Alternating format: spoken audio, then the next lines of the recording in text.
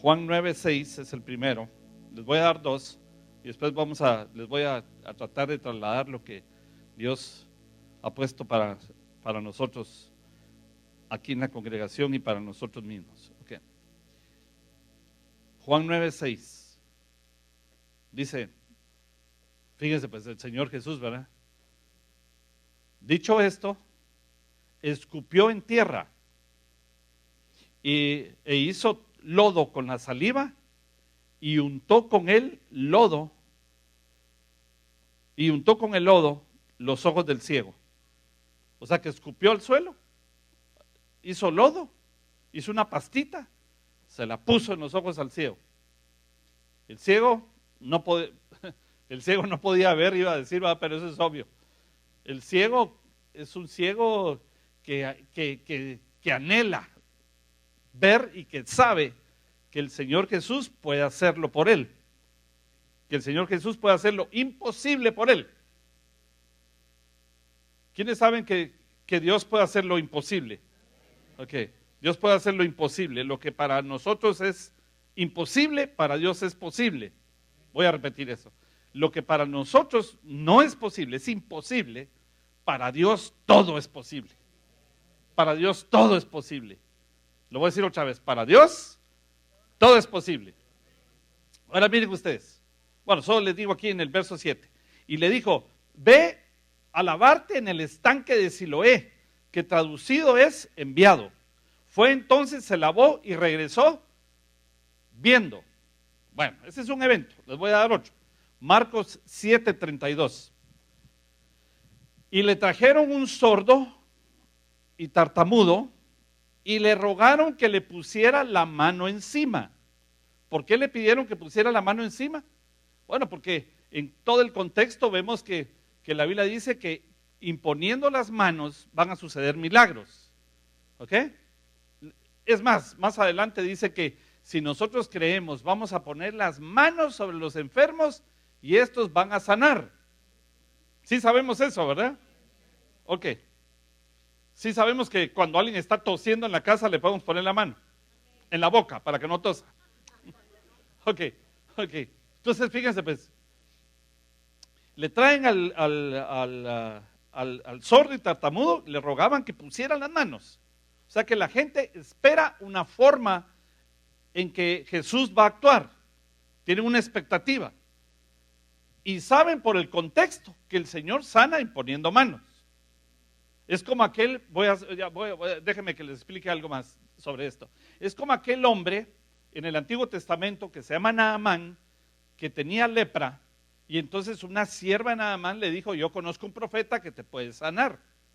Y entonces Naamán va a buscar al profeta, y el profeta le dijo, andate al río Jordán y te sumergís 7 veces. Entonces Naamán se enojó y dijo, yo creí que él pues iba a poner las manos sobre mí, iba a orar por mí y que me iba a sanar, no que me iba a mandar a un río, que la verdad es que hay mejores ríos en mi pueblo, dijo él. Sin embargo, de alguna manera terminó obedeciendo, se zambulle y el Señor lo limpia de la lepra. ¿Ok? Ahora le van a pedir al Señor, le van a decir, ellos le están pidiendo al Señor que impongan las manos, casi que le están diciendo, ese es el método que tú vas a utilizar para sanarlo. ¿Sí me van siguiendo con eso? O sea, ellos llegan con la expectativa de la sanidad, pero llevan también la receta. O sea, le van a decir al Señor cómo hacerlo. Es casi como que a veces hay gente que me pide a mí consejo, porque como soy pastor, ¿verdad? Me piden de repente un consejo, pero ya me traen de una vez la respuesta y la fórmula. Y entonces cuando yo tal vez quiero darles algún consejo, me salen por las ramas y me quieren llevarme a un lugar para que yo termine diciendo lo que ya traían en su corazón. Y si me voy por esa vía, salen contentos. Y si de repente, si no les pareció, ya no están contentos. Va, entonces miren pues, para que pusieran las manos encima. Ahora miren cómo hizo el Señor Jesús, verso 33. Y tomándole aparte de la gente, metió los dedos en las orejas de él. Le metió los dedos en las orejas. ¿Ok? Y algo más. Y escupiendo, tocó su lengua. O sea que lo escupió. Le metió los dedos en las orejas y después le escupió, le toca la lengua.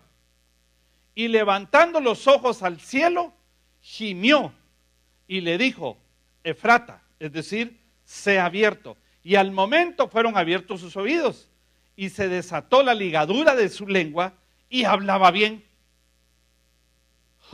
Entonces, miren, pues yo quiero decirles algo, o yo quiero que ustedes y yo aprendamos algo de parte del Señor.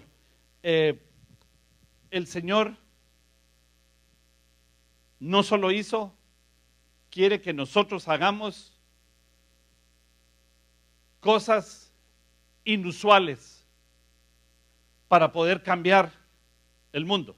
Mire pues, si ustedes hacen algo inusual, pueden cambiar el mundo. Suponiendo que ustedes no quieren cambiar el mundo, porque se dijo, ¿quiénes quieren cambiar el mundo? Es posible que algunos levanten la mano solo porque hice la pregunta. Pero de repente, ¿qué les importa si el mundo cambia o no cambia? Pero lo que sí estoy seguro es que si ustedes y yo hacemos algo inusual, vamos a poder cambiar nuestro mundo. Lo que llamamos el contexto de la vida. Estuvimos hablando de la inteligencia contextual. La inteligencia contextual es la capacidad de poder entender los tiempos, entender y evaluar las situaciones políticas, económicas o financieras de mi vida, sociales, religiosas, y que yo pueda superar y que pueda ser relevante en la vida. ¿Ok? Bueno, entonces existe un contexto de la vida. Las cosas de la manera que se hacen, las cosas de la manera en que están funcionando.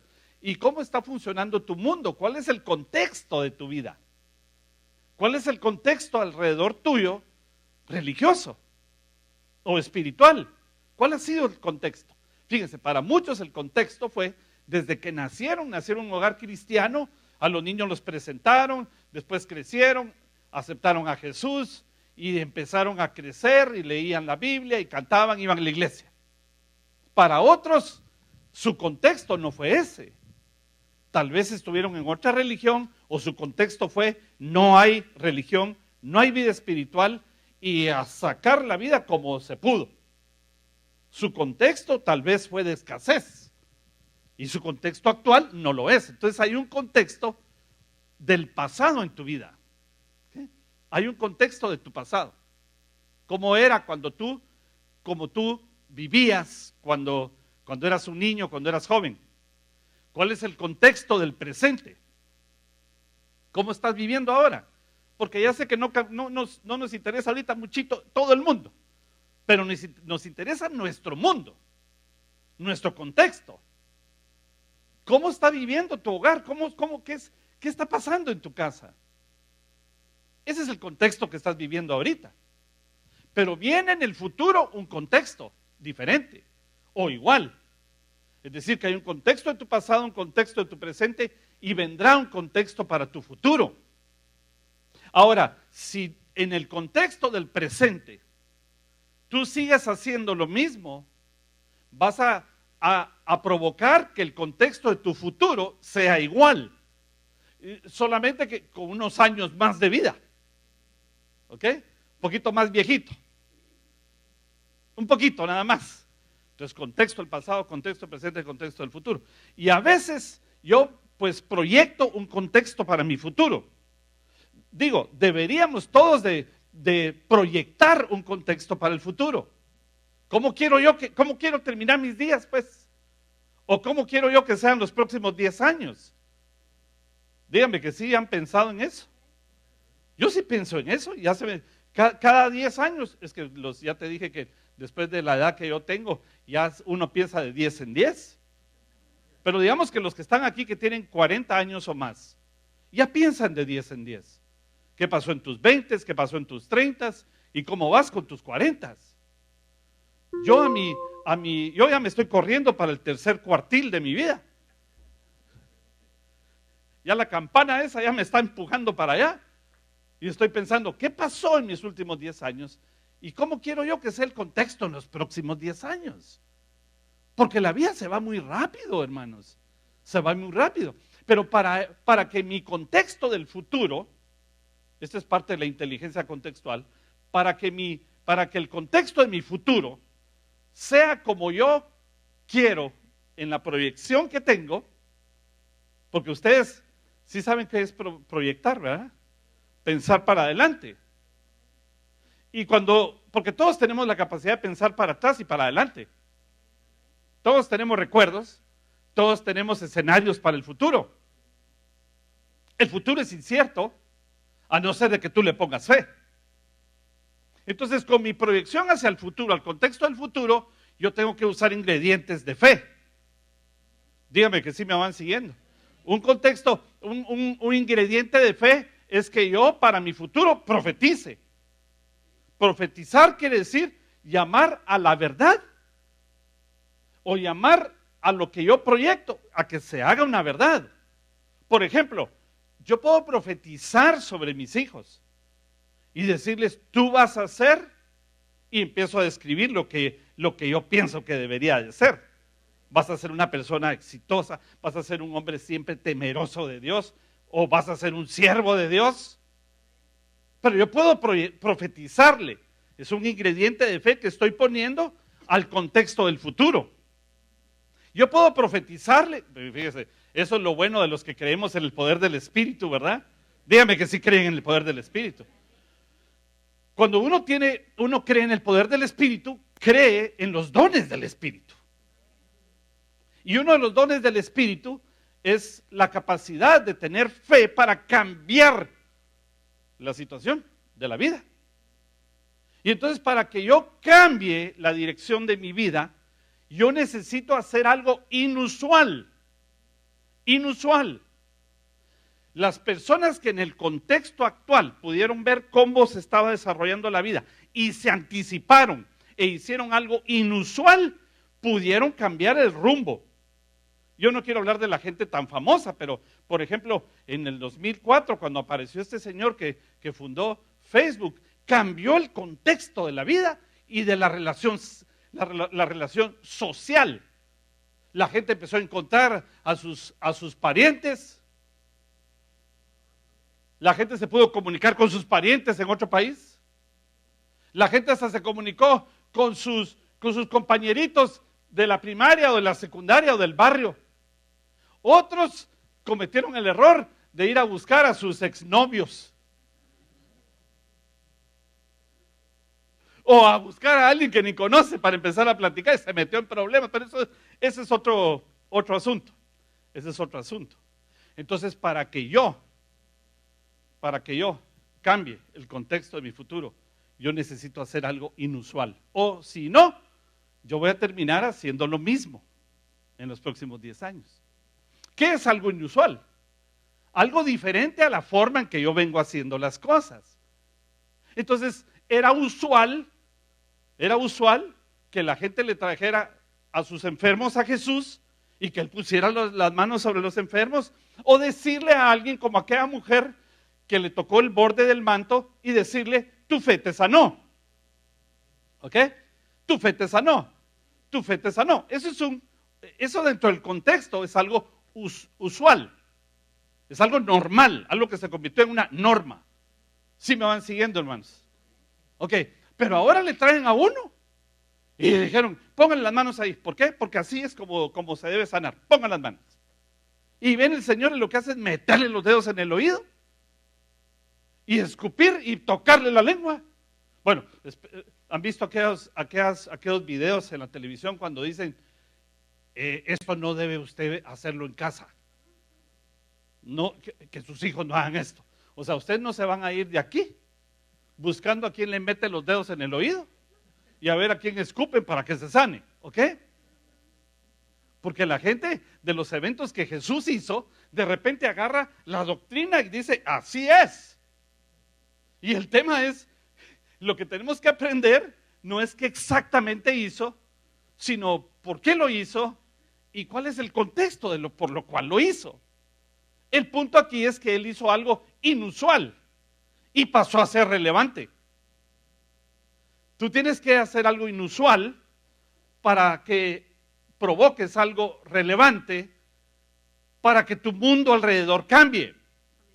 Porque yo sentía venir a platicarles a ustedes y decirles, ustedes y yo tenemos que dejar un legado en esta vida. Tenemos que dejar un legado en esta vida, aunque sea a nuestros hijos. Un legado para nuestros hijos podría ser que yo le deje un carro, una casa. Es un legado. Pero también un legado que les va a perdurar más, porque una casa tú le puedes dejar a tu hijo y perderla a él, o venderla. Pero hay cosas que son más relevantes, mucho más importantes, y que pueden provocar que ese niño no solamente sostenga la casa que le dejaste, sino que pueda multiplicarla. Y si no le dejaste nada, si tu posición fue, no, que a mí me costó, que le cueste. Entonces, si no dejaste nada, porque no tenías, por lo menos puedes dejarle un valor, principios en su corazón, que les va a servir para toda la vida y que los pueden llevar a ser prósperos en su escenario y contexto futuro. Por ejemplo, les puedes ayudar a que se preparen, que se superen, que vayan a la escuela, que aprendan. ¿Sí? Con eso ya ayudaste bastante. Y ayudaste bastante. Algunos cambiaron su contexto, se vinieron a los Estados Unidos y ahora los hijos de repente pueden tener una mejor oportunidad que las que tú tenías en el contexto de donde vivías. ¿Sí me van siguiendo con eso? Todos necesitamos hacer algo relevante en la vida. Por lo menos para impresionar a nuestros hijos. Y que nuestros hijos nos recuerden por algo. Que cuando tú te mueras, se pare uno de los hijos, ven que a veces aquí en los funerales le dan el micrófono a la gente por un minuto. Y lo que más he visto yo en los últimos 20 funerales aquí en los Estados Unidos es que alguien pasa llorando, cuenta una anécdota chistosa y a veces de algo que no es muy positivo. ¿Ok? Pero sería lindo que cuando tú te mueras, se paren aquí unos 5 o 10 y digan algo importante que tú hiciste en la vida, como un legado para la vida y un legado para la familia y los amigos. Para eso tú necesitas hacer algo inusual. Jesús aquí me impresiona cómo se le ocurre escupir al suelo, hacer una pasta de lodo, pegárselo en los ojos al muchacho, el muchacho no se sana y lo manda a un estanque y le dice, lávate ahí. De repente alguno hubiera dicho, se lo traje para que me lo sanara y me lo dejó enlodado y ya no va al estanque y ya no se sana y ya no se le abren los ojos. Fíjense, hermanos, yo quiero darles una cita. Lo malo de esta cita, digo, no de la cita, sino de la versión, es que en las versiones en español no lo dicen como lo dice la versión en inglés. Si ustedes tienen un teléfono ahí y están leyendo su Biblia, pásenlo al modo King James, ahorita. ¿Sí me siguen? No. King James es la versión en inglés. Y el libro que los quiero llevar es el libro de Judas. Este Judas no es el mismo 8 Judas. No es el Judas que se ahorcó. Este es 8 Judas. ¿Ok? ¿Ustedes conocen a alguien actualmente que le hayan puesto Judas de nombre? ¿No? ¿Por qué no le ponemos Judas a nuestros hijos? Porque ese Judas era malo, ¿verdad? Pero hay un Judas bueno que se quedó aquí. Bueno, algunos no le ponen Judas, pero le ponen Judá. Y es lo mismo. ¿Eh? Bueno, pero regresamos aquí, no me estén interrumpiendo. Judas 1:22, solo tiene un capítulo. Verso 22. ¿Saben qué?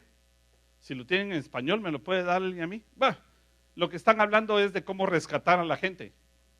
Están desafiando, Judas está escribiendo y está desafiando y dice, que a unos hay que arrebatarlos del infierno. O sea, hay gente que está a punto de perderse. Y nosotros tenemos que ir a buscar cómo arrebatarlos del infierno. Si me están siguiendo con eso, ¿verdad? Pero hay otro grupo que el Señor dice, de unos tengan piedad y agrega discernimiento, discerniendo. Ahora, la versión en inglés lo que dice es esto. Y de algunos solamente debes tener compasión. De algunos, solo compasión. ¿No tenés una versión en inglés ahí, Juanito? Si no, sigo aquí. Y de algunos tengan compasión, y miren cómo dice la segunda parte, si tienen una versión en inglés, haciendo una distinción o haciendo una diferencia. De algunos solamente tienes que tener compasión. Bueno, algunos los tienes que arrebatar del infierno. En pocas palabras hay que decirles, si no aceptas a Jesús, te vas a ir al infierno. ¿Ok? Predicándole. Pero hay otros que no quieren oír mucho. Y de esto solo hay que tener compasión, dice la versión en español. Teniendo un poquito de discernimiento.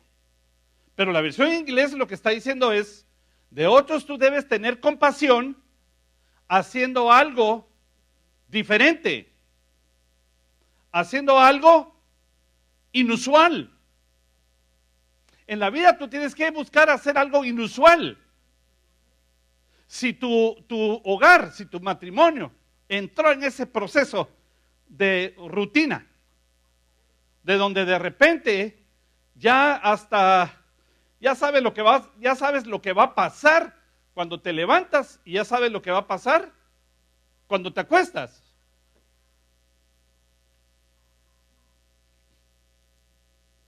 ¿Ok? ¿Le pueden ayudar ahí a la hermanita? Please. Parecer que fuera un anuncio, ¿va? Porque esos son mis videos de andrónicos. Ok, pero escuche pues. A ver, ¿qué les estaba diciendo? Tú tienes que hacer algo inusual. Algunos ya no vas a tener, fíjate pues, de repente tú te estás desgastando tratando de convencer a alguno de tus hijos para que se formalice, para que tome responsabilidad, tal vez. Tal vez la esposa está tratando que el marido tome responsabilidad en la casa. Pero como no te van a hacer mucho caso, entonces lo que hay que hacer, según este versículo, es que vas a tener compasión de la persona, es decir, no es que te va a dar lástima, sino que vas a decir, yo creo que debería, por el bien de la persona, debería de repente cambiar un poquito, pero como no te hace caso, entonces ¿qué es lo que tengo que hacer yo para que la persona pues ponga atención y de repente tome en cuenta lo que yo estoy diciendo? No sé si les está sirviendo esto a alguien, pero para eso lo que tienes que hacer es algo inusual, no lo mismo de siempre, algo inusual pero relevante. ¿Qué es relevante? Que sea importante para la otra persona, no importante tanto para mí. Que sea diferente, pero que sea importante.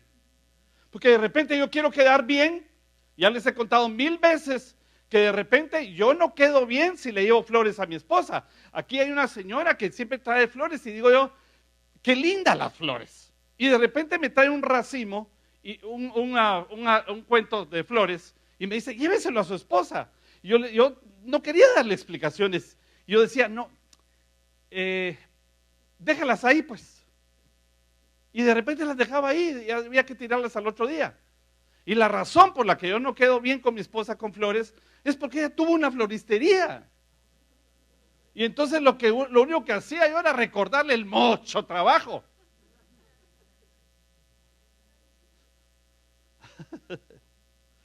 Entonces yo no puedo decir, mira, te traje flores y seguís igual. no te contento con nada. Claro, porque no estás haciendo algo, tal vez estás haciendo algo inusual, pero no relevante. No es importante. Pero si tú haces algo inusual, irrelevante para las demás personas, entonces tú puedes cambiar tu mundo. No el mundo entero, pero tu mundo sí. El Señor Jesús hizo cosas inusuales, como las sanidades de estos personajes. Pero también hizo otras cosas inusuales. El Señor pues enseñaba, predicaba, sanaba, liberaba de demonios. Se convirtió en algo, si tú lees el Evangelio de Marcos, casi desde que empieza hasta que termina, el Señor se la pasa batallando, sacándole demonios a la gente y sanándolos. Pero también hizo otras cosas inusuales, como estas. De repente le traen a una mujer que yo no sé cómo hacen los fariseos, porque eran los religiosos, ¿verdad? De ese tiempo. ¿Saben hasta cómo podemos definir a los religiosos? Aquellos que se encargan de ver cómo tú estás viviendo tu vida espiritual sin ver la vida espiritual de ellos. Los religiosos son aquellos que andan viendo cómo te cambian a ti en tu vida espiritual. Los que te quieren decir cómo te vistes, los que te quieren decir cómo tú deberías de actuar.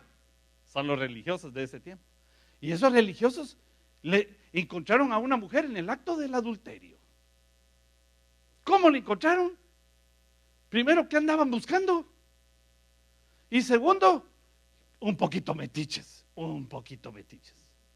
Se quedaron viendo hasta que cayó la mujer y se la trajeron a Jesús. Y entonces la trajeron acusada. Bueno, sabemos que cuando una mujer era tomada en el adulterio, en el acto del adulterio, lo que iban a hacer con la señora era matarla a pedradas. Eso es lo que había que hacer, apedrearla, por malportada. ¿Ok? Bueno, la apedrearon, le iban a apedrear. Y se la trajeron al Señor. Y se la trajeron acusándola, diciéndole, mira, a esta la encontramos justo en el acto del adulterio. ¿Qué vamos a hacer con ella? Provocando al Señor. Y el Señor, que no vino a quitar la ley, la vino a cumplir, dígame que sí. Él pudo haber tenido el derecho de decir, póngala en el paredón y vamos a tirarle piedras todos. Sin embargo, no hizo eso, hizo algo inusual. Inusual. Lo que la gente está esperando. Es como a veces hay personas en la iglesia que esperan que el pastor discipline a ciertas personas, ¿verdad? Y eso es porque lo usual es lo que ellos creen, porque lo usual es lo que han vivido. No quiero decir con esto que no haya que disciplinar gente. Lo que estoy diciendo es, a veces la gente quiere que uno ejecute la ley. Y lo que hace el Señor es otra cosa. El Señor le dijo a ellos primero, si alguno cree que no tiene pecado, pues que tire la piedra. Empiezan a tirarle piedras, pues. Si ustedes creen que no tienen pecados, empiezan a apedrearla. Y entonces todos se retiraron, desde el más viejo hasta el más joven. Se retiraron y no le tiraron piedras. Y el Señor le dijo, ok, mujer, ven para acá. ¿Quién te acusa? Nadie, Señor. Ok, yo tampoco te acuso. Fíjese qué alivio para la mujer. La mujer que le iban a matar, le aliviaron el corazón. Yo saben que creo, hermanos, que Dios es más misericordioso que justo. ¿Ok? Y que uno lo que hace le va a traer consecuencias. Yo creo que lo que uno siembra lo va a cosechar en lo bueno y en lo malo. Pero tenemos a un Señor, gracias a Dios, que pagó por todo lo de nosotros. Fíjense que el Señor, en aquella parábola de los talentos, aquel hombre que era infiel y perezoso, le dijo, yo sabía que tú eres un Dios duro. Ese es el pensamiento del contexto de él hacia Dios. Tú eres un hombre duro y que tú cosechas donde no sembraste. ¿Por qué le dijo eso? ¿Qué significa eso? Porque la ley de siembra y cosecha en cualquier aspecto dice que si yo siembro una semillita de maíz me van a salir una planta con elotes, ¿sí o no? Eso dice el principio de ley de siembra y cosecha. Y el Señor cosechó donde no sembró. ¿Cómo así? Bueno, la Biblia dice que todas las almas que pecan mueren, que todos nos destituyeron de la gloria de Dios y de que todos merecíamos la muerte por el pecado. Sin embargo, dice que Él mostró su amor para con nosotros, que aún siendo pecadores, Cristo murió por nosotros. En pocas palabras, Él cosechó lo que tú sembraste. Él cosechó lo que tú sembraste. Yo no es que esté tan contento de eso, me da pena con el Señor. Me da vergüenza a veces de decirle, Señor, culpa mía te tuviste que subir ahí. Culpa mía tuviste que ir al infierno. Y como yo no pude vencer la muerte, tú tuviste que ir a vencer la muerte. Y a la vez pienso del otro lado, yo te agradezco, Señor.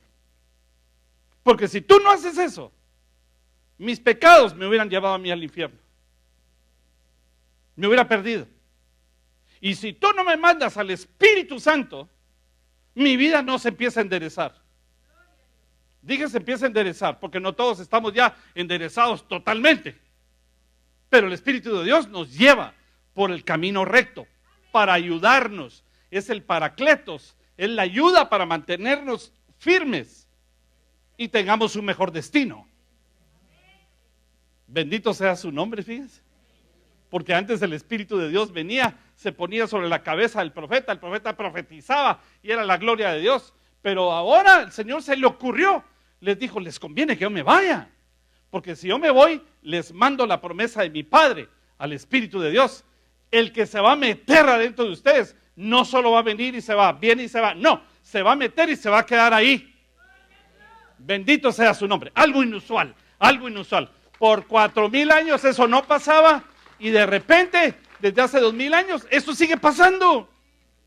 ¿Por qué? Hizo algo inusual, irrelevante. Inusual, irrelevante. Inusual porque no se hacía, relevante porque me ayuda a mí a tener dones y a tener fruto del Espíritu. Y esto me ayuda a mí a tener paz en medio de tormentas, a tener gozo en medio de los grandes problemas. Fíjense ustedes, ¿cómo se puede hacer eso? Solo con el Espíritu de Dios. Sí, así es el Señor. Siempre hace cosas inusuales y cosas relevantes. Es que no te quería hablar de hombres alrededor del Señor o tal vez de hombres de la historia para ver cómo salieron. Estoy hablando de Jesús. ¿Se recuerdan que Jesús dijo que si nosotros creemos, nosotros vamos a hacer las mismas cosas que Él hizo y más todavía? ¿Qué será lo más, lo inusual, irrelevante para mi vida? Yo quiero quedar bien con mi esposa, tengo que pensar que es relevante para ella y hacer algo inusual. Les estoy dando la fórmula de la felicidad para su matrimonio. Dígame aunque sea,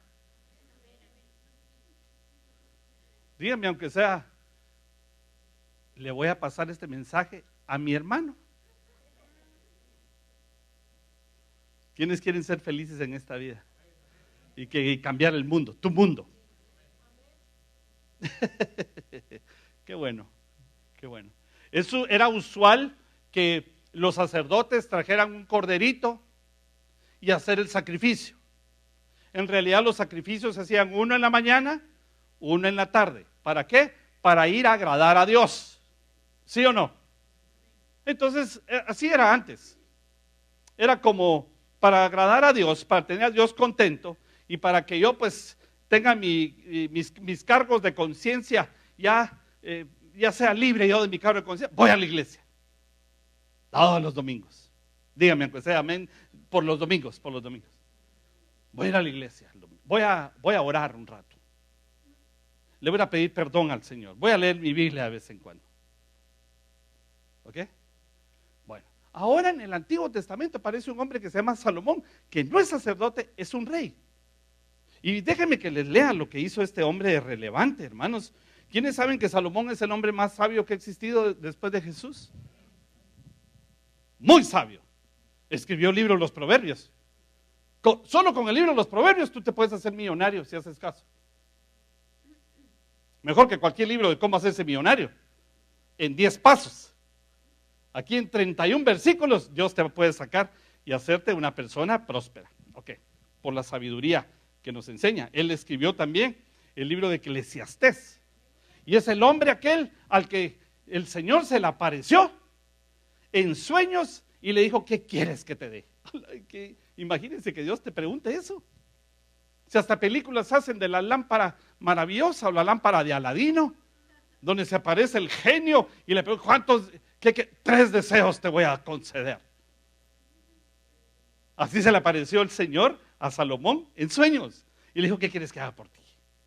Bueno, Señor, yo lo que quiero es que me des sabiduría. Y el Señor le dijo, bueno, no me pediste riqueza. Qué raro, tú eres una persona inusual. Porque si a mí me preguntan, yo saco mi lista. Yo sí saco mi lista. Después te cuento cuál es mi lista. Pero él no le dijo, dame sabiduría, Señor. ¿Por qué? Porque yo necesito administrar justicia aquí. Y yo quiero ser relevante en la vida. No quiero que me des cosas ahorita. Lo que quiero es ser relevante. Escucha bien esta. Es un principio de buscar la relevancia, de buscar hacer lo inusual. Yo quiero, Señor, que me des sabiduría. Muy bien. Tú me pediste sabiduría, no me pediste riqueza. Sin embargo, te doy la sabiduría y te doy la riqueza. Porque uno debe buscar primeramente el reino de Dios, su justicia, y lo demás te viene añadido. Lo demás te viene añadido. Es un principio de vida. Para hacer algo relevante, hacer algo inusual, tú tienes que buscar primeramente el reino de Dios y después empiezas con la sabiduría de Dios a actuar.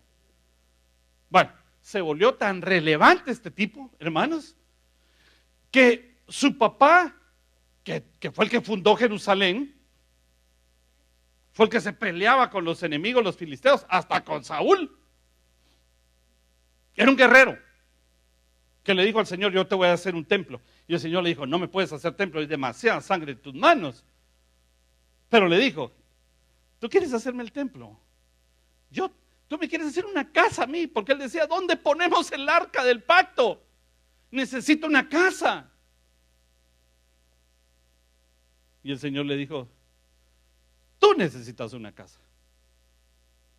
Tú no me vas a hacer templo a mí, casa a mí. Yo te voy a hacer casa a ti. Es que también David era relevante. Pensó primeramente en Dios y Dios se la devolvió a él. Porque Dios es relevante, es inusual. Es inusual. En pocas palabras, Dios nunca va a actuar como actuó hace una semana contigo. Ahora va a actuar de otra manera. Maneras inusuales. Bueno, Salomón. ¿Saben qué quiere decir su nombre? Shalom, paz. Paz. ¿Y su padre es un guerrero? Creo que nunca hubo tanta paz en Israel como cuando él existió. Es más, hizo convenios con el Líbano porque ellos no tenían tanta madera y buenos carpinteros. Y dijo, no, pero si los de la madera, los carpinteros son los del Líbano, contraten a los del Líbano, pero son enemigos. Ustedes contrátenlos, son los mejores y que nos vengan a enseñar. Punto. Inusual. Son enemigos. Inusual. Relevante. Y construyó palacio y construyó el templo. Era un hombre que hacía las cosas de manera inusual y lo hacía de manera relevante. ¿Tú quieres dejar un legado en la vida? Tienes que hacer algo inusual y relevante. ¿Sí me sigues? Inusual y relevante. No, pero es que ustedes, yo creo que, bueno, con a dos que les sirva esto me pongo contento. Me pongo contento. Ahora miren ustedes. Primer libro de Reyes, capítulo 8, versos 63. Pero recuérdense que les dije, los sacrificios, 1 o 2 al día. 1 o 2 al día. Voy a la iglesia 1 o 2 veces a la semana. Oro 1 o 3 veces cuando voy a comer. cuando me levanto y cuando me acuesto. Ya con 5, Señor, ya tenés suficiente de mí. Ahora miren lo que hizo Salomón. Primero, ni es sacerdote. Y segundo, solo se hacían 1 o 2 veces.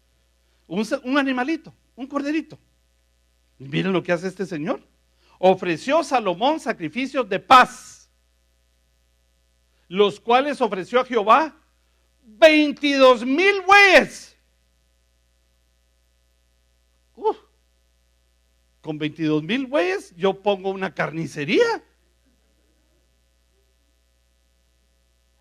Y pongo una crianza de animalitos. Bueno, con bueyes ya no se puede. Sí saben que es un buey, ¿verdad? Buey con B. Es un toro castrado. Bueno, 22,000 bueyes. Y 120,000 ovejas. ¿Cuántas? Así dedicaron el rey y todos los hijos de Israel la casa de Jehová. Inusual, relevante. Y entonces llegó a ser un reino próspero y lleno de paz. ¿Por qué fue lleno de paz con los que lo rodean? Ustedes han visto el mapa de Israel. ¿Ya han visto todos los enemigos alrededor? Yo creo que si todos deciden entrar caminando, tal vez entren caminando ahí empujando a todos. Es chiquito. Sin embargo, hermanos, por haber hecho tantos sacrificios de paz, alcanzó que su país tuviera paz con todos alrededor. Con todos alrededor. Y que fuera un hombre exitoso, millonario, lleno de paz, sabio, con liderazgo. Hasta lo venían a ver porque hasta guapo se miraba. No sabemos si era guapo. Su papá sí era guapo. La Biblia dice que su papá era guapo, que era de hermoso parecer. Él no sabemos, pero como se vestía, tenía Ferrari, no, tampoco.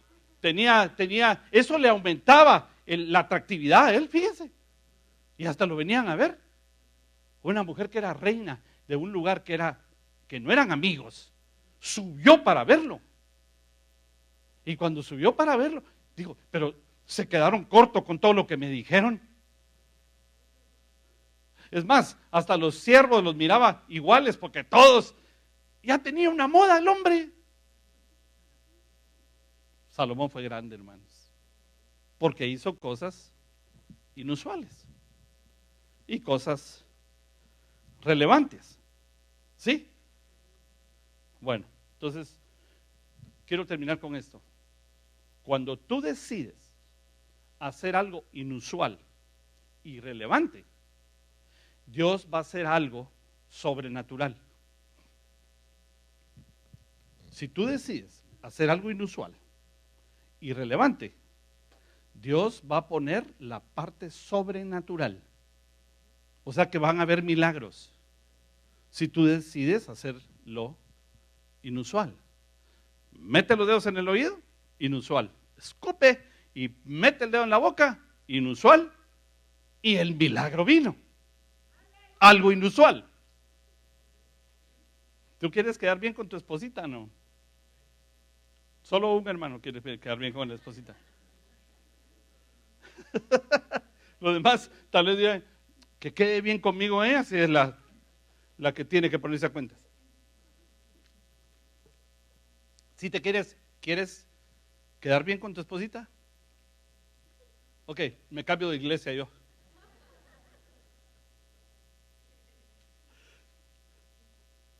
Voy a cambiarte la pregunta. ¿Tú quieres que tu esposa haga algo que te agrade? Ni así la hago, ¿eh? ¿Tú quieres que tu esposa empiece a actuar de otra manera que tú te sientas contento? Drop the mic. Me retiro porque nadie me contesta.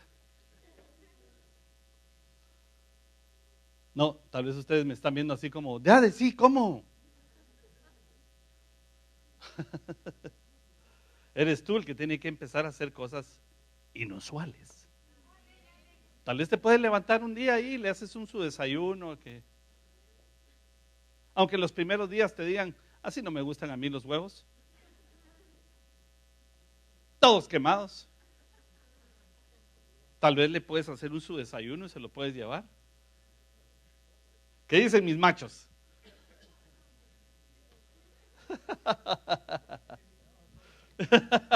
Así me dijo un hermano, ¿qué estás hablando de otro planeta o qué? Va, fíjense pues, porque es que aquí en Estados Unidos cambia la vida, ¿va? Los hombres tenemos que cocinar, a veces lavar trastos, y antes de donde yo vengo era una broma eso.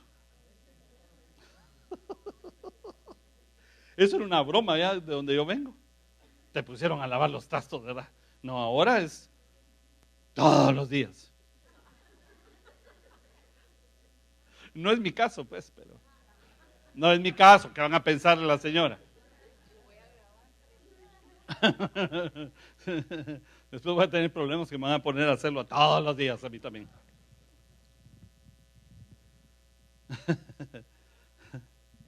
Ok, vamos a dejarlo ahí. Yo solo quiero, de veras, con todo mi corazón, que tú empieces a pensar en hacer cosas inusuales. Ya sé, para tu esposa y para tu esposa no te interesó mucho. ¿Qué tal para Dios? ¿Qué tal para Dios? Si tú haces algo inusual, irrelevante para Dios, ¿qué serán las cosas relevantes para Dios? ¿Qué será relevante? ¿Con qué quedó bien con Dios? Ustedes van a decir con nada porque Él tiene todo. Bueno, yo creo que Él si quiere anda buscando. ¿A quién anda buscando Él? Adoradores en espíritu y en verdad. ¿Quiénes son los adoradores? Los que cantan, no solamente ellos nos ayudan. El adorador está dentro de tu corazón. Eso es lo que anda buscando Él. ¿Tú quieres que Dios te encuentre? Tienes que hacer algo relevante para Él y tal vez inusual. Adorarle. Adorarle. No me vas a pensar que esto es manipulación, porque alguno dirá, bueno, ya tenía que salir el tema, hombre. Pero si el Señor dice, ustedes no se presenten con las manos vacías, traigan siempre algo. Eso lo sabía Salomón. Yo quiero la sabiduría de Salomón, pero tal vez no estoy dispuesto a poner 120,000 ovejas al sacrificio. Dios le agrada que tú traigas dinero al alfolí. Yo creo que es algo relevante para Él. No porque Él va a juntarlo, lo va a contar y después va a ver qué compra. Es relevante porque está viendo que tú en algo tan importante estás dispuesto a despegarte del corazón. Entonces, ¿qué busca Él? Los que ofrendan, los que adoran, los que le sirven. Los que le sirven a Él. Servirás a Jehová tu Dios. Yo bendeciré tu pan y tu agua. Eso dice el Señor. Y a veces mi pan y mi agua está escaso. Trabajo, ¿verdad? Y le pido y le ruego. Pero yo creo que hay que hacer algo relevante. Hay que hacer algo relevante. Pero te voy a decir algo más en la relevancia de los actos tuyos respecto de Dios. Esos son los términos generales. Él anda buscando adoradores en espíritu y en verdad. Él no quiere que te presentes con manos vacías. Pero también anda buscando una forma individual tuya, inusual, irrelevante. Inusual, irrelevante para Él. David hizo todo lo usual para buscar el perdón de Dios cuando cometió el error con la mujer de Urías. Y se puso a hacer sacrificios. Lo que hizo el hijo, pues, pero tal vez no en esa dimensión, pero se puso a hacer sacrificios. Señor, yo ya sé que con sacrificios es como el pueblo se pone a cuentas contigo. Fíjense, era lo usual. Pero no encontraba paz en su corazón. Es decir, que no encontraba el perdón de Dios sobre él. Hasta que un día dijo, creo que ya entendí cuál es lo que tú buscas de mí. Eso era de él. De él. Tú puedes copiarle a David, te va a funcionar. pero eso era algo de él. Y dijo: Señor, ya sé que un corazón contrito y humillado, tú no lo rechazas. David se la pasaba adorando, hermanos, hasta dice la Biblia que inventó instrumentos. Pero lo que él encontró relevante para Dios era traerle un corazón contrito,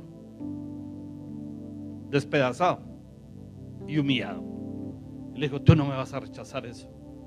Y no se lo rechazó el Señor. Y de esa mujer del pecado le dio a Salomón. Y el reino siguió. Hasta Jesús siguió la genética de Judá. Ahí hay un hombre que se llama Jacob. Ese Jacob era mentiroso, miedoso, angustiado. Jacob era engañador. Jacob se aprovechaba porque su nombre es el que toma del talón para subir. O sea que en el trabajo andaba viendo cómo se trepaba sobre todos para subir de puesto. Así era Jacob. Y además de eso, tenía un enemigo que era la persona tal vez más cercana, su hermano, con el que crecieron y hacían cosas juntos. Ahora es su enemigo. Pero él estuvo dispuesto a arreglarse con su hermano. Y dijo: yo voy a regresar, aunque este esté enojado. El otro lo quería matar, pero él dijo: yo no, ya ni voy a seguir. Me voy a cambiar. Yo tengo que cambiar el contexto, porque vivía con su suegro, que su suegro era igual que él. Lo vivía engañando, y él también al suegro. Y dijo un día: yo cambio de contexto, no puedo seguir igual, tengo que hacer algo inusual. Y lo que voy a hacer es que voy a regresar a ponerme a cuentas con mi hermano. Tal vez te toca ponerte a cuentas con tu hermano, tu hermana, tu padre, tus hermanos de iglesia, qué sé yo. Tal vez te toca eso. Y él pues se dispuso a ir. Pero él sabía que su corazón no estaba bien y que no estaba arreglado con Dios. Y antes de arreglarse con su hermano, dispuso a arreglarse con Dios. Creo que es una buena fórmula. Tú quieres arreglar algo con alguien, podrías ir primero a arreglarte con Dios y entonces arreglarte con la persona. Y en el capítulo 32 de Génesis dice la Biblia que él hermanos, yo creo que ya estaba cansado de su vida. Sabía que lo que vendría en los próximos 10 años era lo mismo o peor. Ya llevaba 20 años haciendo lo mismo, hasta que dijo: hasta aquí. Capítulo 32. Deja a su familia un ratito ahí solitos y se va a ponerse a solas con Dios. Y dijo: yo me vengo a arreglar contigo. Me vengo a arreglar contigo. Hermanos, si en esta vida hay que dejar arreglado algo, digamos tu herencia, tu testamento, tu seguro de vida, qué sé yo, tu retiro. Si algo hay que dejar arreglado en esta vida, porque uno no sabe cuándo se va a morir. Lo que tiene que dejar arreglado es su corazón delante de Dios. Con eso vas por buen camino. Y entonces se fue a arreglar con Dios. Y el Señor empezó a luchar con él, porque, hermanos, ¿quiénes saben que nosotros somos gente difícil? No nos gusta que nos digan qué hacer. No nos gusta. No nos gusta. Nos gusta que todos queden bien con nosotros y nosotros eventualmente no hacer el esfuerzo. Creemos que todo lo merecemos. Estoy hablando por un grupo, no estoy hablando por todos. Y entonces va delante de Dios y el Señor luchando con él.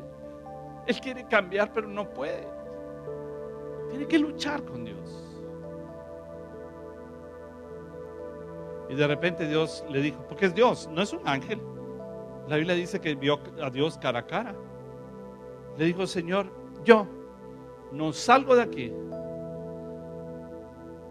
hasta que me bendigas, hasta que yo sienta que estoy bien contigo, que mi corazón está bien contigo.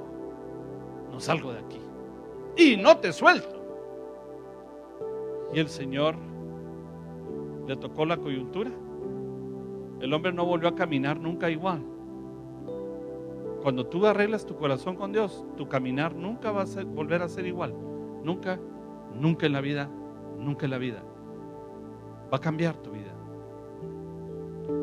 Y el Señor lo bendijo. Él dijo, tú ya no vas a ser el mentiroso, Jacob, el miedoso. Tú ya no vas a ser ese. Tú vas a ser como un príncipe. Te voy a poner Israel de nombre. El que lucha con Dios. Fíjense qué bonito nombre. El que lucha con Dios quiere decir, yo no te suelto, Señor, hasta que me bendigas. ¿Alguna vez se han sentido que ofendieron a Dios? Yo le sirvo desde hace años. A veces siento que no estoy haciendo totalmente algo agradable para Él. Y un día me sentía muy mal con Él. Estaba solo, lejos de mi casa. Y decidí ponerme a cuentas con Él. Arreglar un asunto personal. Todos tenemos asuntos personales. A lo mejor que no conocen ni tus padres o tus hijos. Arreglar algo personal. Señor, yo me siento mal. Tal vez no era algo grave ante los ojos del hombre. Y empecé a orar y no sentía nada.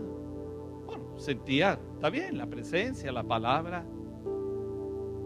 Hasta que le dije, Señor, yo me levanto de aquí hasta que me sienta perdonado, arreglado contigo.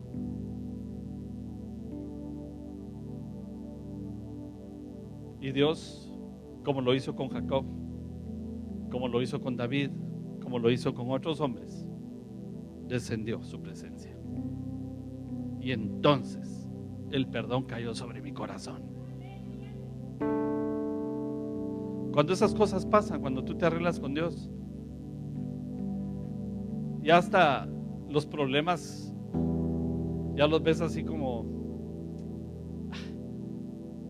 ya se va a arreglar. Y si no se arregla, pues arreglado estoy con Dios.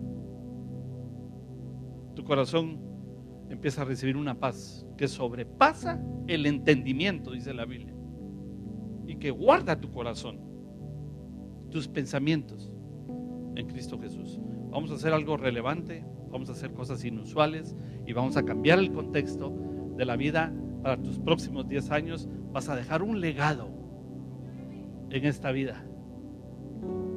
Que digan, este no se llevó mucho, o nadie se lleva nada. Este no hizo mucho, pero nos dejó el ejemplo.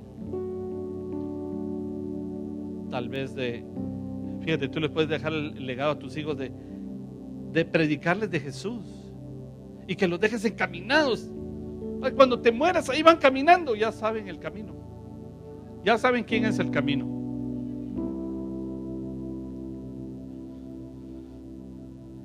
Te quería hacer un desafío, eso sentí anoche y no lo iba a hacer, pero quiero hacértelo. Yo te quiero desafiar en esto. ¿Te atreverías a traer a una persona a la iglesia la próxima semana? No me contestes. Solo es algo inusual, irrelevante. Algo inusual, irrelevante. ¿Para quién? Para Dios, para tu iglesia. Algo inusual, irrelevante. No es lo mismo de todos los domingos. A veces creemos que estuvo bueno el servicio porque hubo buena, saltamos, salimos hasta despeinados de aquí. Pero quieres hacer algo relevante, trae una oveja, no 120,000, una, y habrás hecho algo inusual y algo relevante. Padre amado, te damos gracias. Queremos hacer cosas inusuales y relevantes en nuestro matrimonio, en nuestra iglesia, en mi trabajo. Tu trabajo, yo también te quiero desafiar. Tal esta semana puedes pensar qué inusual vas a hacer y que sea relevante para que tu empresa crezca. Inusual y relevante para que tu empresa prospere. Y aunque me digas está próspera, yo sé que Dios quiere algo más para ti. Es el Dios del crecimiento, de la multiplicación. Es el Dios que prospera sobre prosperidad. Gracias, Señor. Te amamos.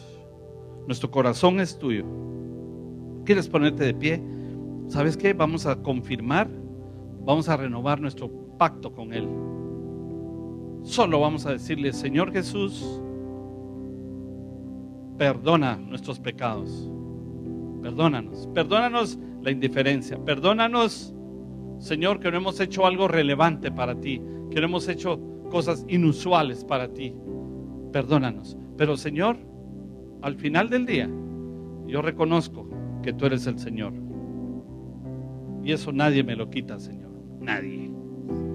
Tal vez en el mundo no deje muchos legados, pero yo sí quiero llegar a tu presencia y que tú me digas: buen siervo fiel, en lo poco me fuiste fiel, sobre mucho te pondré. Gracias, Señor. Gracias, Señor. Gracias.